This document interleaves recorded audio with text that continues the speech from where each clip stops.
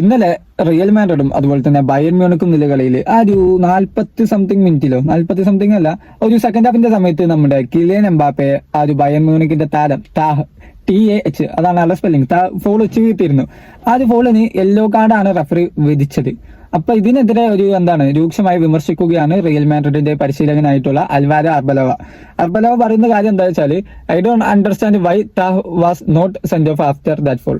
ആ ഒരു ഫോളിന് ശേഷം എന്തുകൊണ്ടാണ് താഴേക്ക് ഒരു റെഡ് കൊടുക്കാത്തത് എന്ന് എനിക്ക് മനസ്സിലാവുന്നില്ല. ഇത് നിങ്ങൾ ഫോള് നോക്കിക്കഴിഞ്ഞാൽ ഞാൻ അതിന്റെ ഫോട്ടോ നിങ്ങൾക്ക് ഇവിടെ കാണാൻ പറ്റണില്ലേ. ഇത്തരത്തില് ആ ഒരു വളരെ ബാഡ് ആയിട്ടുള്ള ഒരു ഫോൾ ഇരുന്ന് എംബാപ്പന്റെ കാൽമ ഒരു നല്ല രീതിയിൽ മുറി കാര്യങ്ങളൊക്കെ വന്നിട്ടുണ്ട്. പക്ഷെ ആ ഒരു ഫോളിന് ഏതായാലും റഫറി റെഡ് കാർഡ് ഒന്നും കൊടുത്തിട്ടില്ല. ഇനിയിപ്പോ റെഡ് കാർഡ് കൊടുക്കേണ്ടതുണ്ടോ എന്ന് ചോദിച്ചാൽ അത് ഒരു വേറെ കാര്യമാണ്. ഓക്കെ, ഏതായാലും റിയൽ മാഡ്രിഡ് മത്സരത്തിൽ തോറ്റു. നിങ്ങൾക്ക് എന്താണ് തോന്നുന്നത്? സെക്കൻഡ് ലെഗിൽ എംബാപ്പയ്ക്കും റിയൽ മാഡ്രിഡിനും കംബാക്ക് അടിക്കാൻ പറ്റുമോ? നിങ്ങളുടെ അഭിപ്രായം താഴെ കമന്റ് ചെയ്യാം.